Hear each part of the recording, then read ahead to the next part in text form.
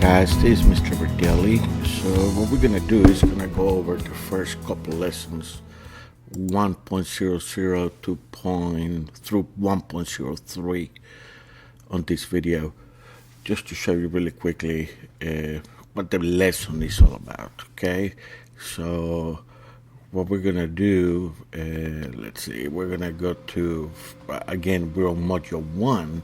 As you can see, you have all the modules right there. We're going to click on module 1, and we're going to click on 1.00. And again, this is very generic.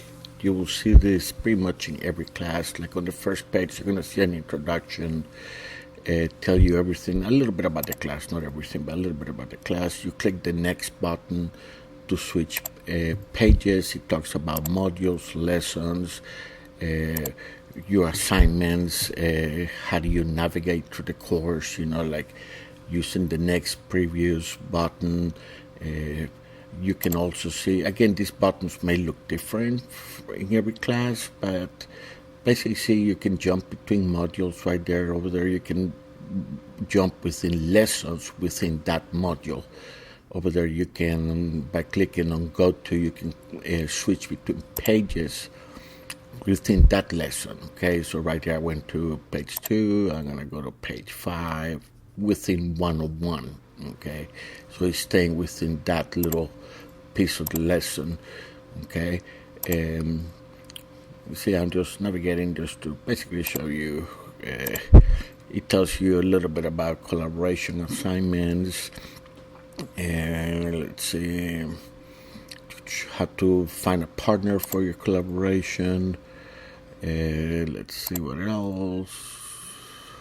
How to create the files, like how to create your documents, which again I go into detail in other videos about how to save your files and how to submit your files. You're gonna see all that in other videos. Of course, saving your work, what's required for the course. Over here you see, like, it tells you roughly about how long it will take you to do each lesson. Over there it talks, the very first assignment is a pretest. So what you would do is you go to assessments and you click on the pretest. On pretest, remember, is to find out what do you know about the class. So if you don't score well, it doesn't matter. It's only worth about a point. So over here we're on lesson 103. It tells you a little bit about what the lesson is about on the introduction. Okay, it talks a little bit about, basically these are words that we already know. For example, my favorite snack is chips and salsa, so you just drag the picture. Ricardo wants a piñata, so drag the piñata. Tortillas are commonly prepared with meat to make tacos and other dishes, so find the tortillas, find the burrito. I would like to eat a burrito. Okay, over there I clicked on text version. Okay, so you can see the same thing. You can print it. Basically, that's just to kind of introduce you to the class. Over here, we have some words. These are borrowed words from English. Okay, so for example, right here you have the shampoo, which is el champú. Me lavo el pelo con champú. Okay, I wash my hair with shampoo. Okay, me lavo el pelo con el champú. La hamburguesa está caliente. Okay, the hamburger is hot. So as you can see, I'm clicking on the translation button. The closet, el closet. La camisa está en el closet. Okay, el zipper es rojo. The zipper is red. Okay. Okay, so again, those are very basic, but you can see those words, you recognize them because they're borrowed. Quiero un sándwich. I want a sandwich. Okay, very simple. Quiero un sándwich. And over here, if you click on the text version, again, you can see, you can hear them, which is very important, so you learn how to pronounce them. Okay, la hamburguesa, el champú. You learn how to say all those words. Over here, you take, again, we're looking at borrowed words. Okay, these are words that you should recognize. And what you do, you drag the camera over there. For example, this is kind of hard to navigate here, but that's the picture of a balcony, as you can see. Okay, so when you click on it, it will highlight balcón. Okay, these are borrowed words. Okay, these are words that you should recognize. And this one is a borrowed word from English, el sandwich. Okay, sandwich. Okay, that's a borrowed word from Spanish, jalapeno. Okay, taco, that's a borrowed word from Spanish. Okay, salsa, borrowed word from Spanish. Hamburguesa, borrowed word from English. That's an English word, hamburger, hamburguesa. Okay, over here we had a poncho, which is a borrowed word from English. Okay, so as you can see, you just go with the camera around and you can see all those little pictures. Okay, over here it talks about a blog that this guy Anthony keeps, and so here you get to read the blog, and he says, "Yo soy americano y hablo inglés y español. I'm an American and I speak English and Spanish. Voy a viajar a España porque quiero practicar mi español. I will travel to Spain because I want to practice my Spanish." ¿Por qué estudias español? Why do you study Spanish? Yo estudio español porque me gusta hablar con mis amigos hispanos. Okay, I speak Spanish because I like to speak with my Hispanic friends. Mi comunidad hace de files hispanos en la calle. En la comunidad, en tu comunidad, hacen de files hispanos. Okay, it's talking about in his community they have parades on the streets. Okay, and he's asking if you have parades in your street. Okay, and as you can see, it says also, en mi comunidad hay restaurantes. In my community, there are restaurants, Hispanic restaurants. ¿Ves restaurantes hispanos en tu comunidad? Do you see Hispanic restaurants in your community? ¿Te gusta la comida? Do you like Hispanic food, comida hispana? A mí me gusta la comida hispana. Okay, I like Hispanic food. También me gusta la música salsa, pero no sé bailar. I also like salsa, dance, but I don't know how to dance. Salsa is also a dance in many countries in Latin America. ¿Escuchas mucho la salsa? Do you listen to the salsa music a lot? Me gusta aprender sobre el español y la cultura hispana. I like to learn about Spanish and the Hispanic culture. Okay. So as you can see, and you say, "Oh my gosh, how am I going to know that?" Well, you're not supposed to. What they want you to do is to pick up. Here's a translation, by the way. What they want you to do is to pick up on the words that you recognize and see how much you can figure out. Okay. So for example, it says these words are cognates, and it talks about cognates. We're going to talk a little bit about that. Okay. So let's see. This is a lesson about Hispanics or Spanish words, and they want to do a chart. What you know, what you want to know, and let's see what you want to learn. Okay, or what you have learned actually. Okay, and let's see, you know what a myth is. Basically, assumptions that we make that may not be true. Over there you see a microphone. You're gonna click on it to listen to it. Again, it's very important. Over here we have true versus false. What is true and what is false? The currency of all Spanish-speaking countries is the peso. That is false. Okay, that's the currency in Mexico and in other countries, but not in all countries. Every country, they use their own currency. Okay, all Hispanic married women use their husband's last name. That's not true. It's just like here, you know, sometimes they use their husband's name, sometimes they don't. Many Hispanics have long names. That can be true. Okay, and we're going to discuss that further along. But yeah, that can be true. And many people use their mom's name as well as their dad's name. Okay, the Spanish language is easier to learn than English. That's not true. Okay, it's easier in the sense that we have more rules, and if you follow the rules, you'll be all right. The English and Spanish languages have many cognates. That is true. Puerto Ricans are American citizens. That is true. Okay, because they're part of the United States. They're not a state, but they're part of the United States. All Hispanics eat enchiladas and tacos and stuff like that. That's not true.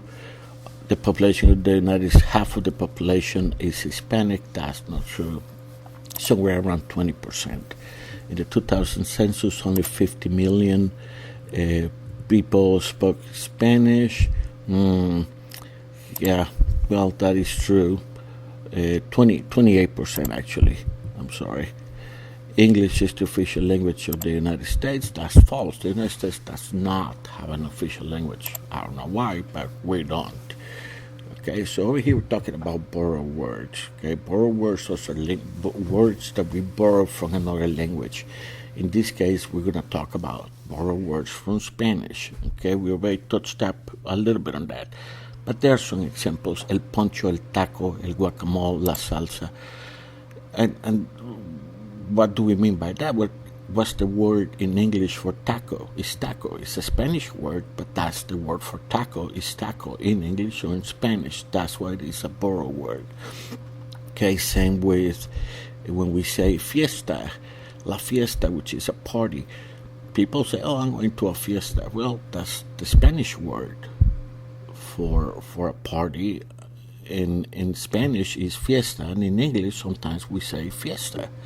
Okay, la piñata. The Spanish word for piñata is piñata, and the English word is piñata. Okay, so those are borrowed words. Salsa is salsa. You don't want, when you go to the store, you buy salsa. That's a Spanish word, so therefore it's a borrowed word. Okay, and again, like we talked before, we borrow words from English and from Spanish. For example, in Spanish, jeans are jeans. What's the word in Spanish for jeans? Jeans, okay? And we also talked before about closet, shampoo. Those are borrowed words from English, okay? It comes from closet and shampoo. It's closet, shampoo, okay? We borrow them. And here's cognates. Now, cognates is a little different, so we're going to have to talk a little bit about that. Cognates are words that look the same in English and Spanish, or similar. Not necessarily the same, but they're similar. And when you look at them, you say, "Oh, that's what that word means." Okay? So those are not borrowed words, are just words that look similar in Spanish and in English. For example, gorilla, el gorila. Helicopter, el helicóptero. Planet, el planeta. Leopard, el leopardo. Paper, el papel. Okay? So when you look at the word gorilla, if you're reading it in Spanish, you're gonna see the word el gorila. You're gonna go, that means gorilla, just by looking at it. If you see the word helicóptero, you're gonna say, I bet that's helicopter. That means helicopter. You also have to be careful because we have what we call true cognates, which everyone on this list is a true cognate. That means when you see the word leopardo, it means leopard. When you see the word papel, it means paper. Sometimes they don't mean what you think they do. Those are called false cognates. These are called true cognates, okay? So we have to be careful with that, all right? But again, those are words that look the same, may sound the same or similar, so you just make assumptions, okay? So we're going to go to the next page, and this is a game, and very simple. Let's see. Which word is borrowed from English? La salsa, el jalapeño, el closet, el balcón. It's el closet. It's borrowed from English, okay? Which word is borrowed from English? And el sándwich, la plaza, el vocabulario, la tortilla. It's el sandwich. It's borrowed from English, okay? Okay, which word is borrowed from English? La piñata, pronto, la cultura, el zipper. El zipper. We borrowed that from English. As you can see, that's an English word. Which word is borrowed from English? El champú, el poncho, la piñata, el restaurante. El champú. Poncho and piñata borrowed from Spanish. Restaurante, maybe that's a cognate. Which word is borrowed from Spanish? El zipper, el jalapeño. Jalapeño, okay? That's a Spanish word. Okay, jalapeño. Okay? So, as you can see, that's Okay, it's one more. El balcón, la hamburguesa, la plaza. La plaza is a borrowed word from Spanish. Okay, plaza. Okay, so again, that's just a quick example. We're gonna go to the next page. Well, actually, we wanted to see the print form or the text form of this, so you can see all the questions. Okay, by the way, you can also, if we scroll down on it, you can also see the answers, which is not too wrong with that, because if you don't understand one, you can say, oh, okay, that's what it means, as long as you understand. You need to understand what are borrowed words and what are cognates. Very important that you understand that, okay? So over here you have the assignment. It says, what do you know? You should now be able to identify borrowed and cognate words. You should also have a better understanding of your current knowledge. So we're going to click on the assignment. And it says you will read a dialogue and identify at least 5 borrowed words from Spanish that you have learned in the lesson. And let's see, you can read here. What I'm going to do is I'm going to highlight this document. I'm going to right click on it. Then I'm going to open my Microsoft Word. And what I'm going to do is I'm going to do a Control V to paste it. And again, how do you submit this? Well, first you need to type your name, by the way, and the assignment number.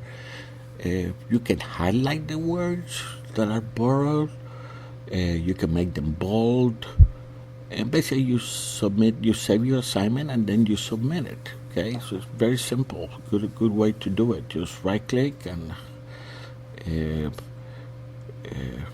do whatever you want to. You can just list the words, or you can just make them bold or highlight. I like to highlight them. I think it looks pretty cool. For example, there's the word piñata. That sounds like a borrowed word. There's the word tacos, burritos. That's up to you. You need to do this, but there are plenty of borrowed words, and you only need to highlight 5 of them, so that's not too much. Okay, so so it's basically a dialogue between these two people, Justin and Maria. So once you highlight all the words, just go to File and Save As. And definitely you want to save it as a Word document. Make sure you have your folders for each class, like I have asked you before. And from there, you just go to Assessments. You might not see that assignment because I use this student for practicing. So yeah, but it's not there. But if you will see one of 3, you would just click right there, and you would attach the file, so you will be able to submit it. But that's pretty much it. I know that's a quick rundown, but hopefully will help you understand a little better between cognates and borrowed words. Okay, I hope you enjoyed the video.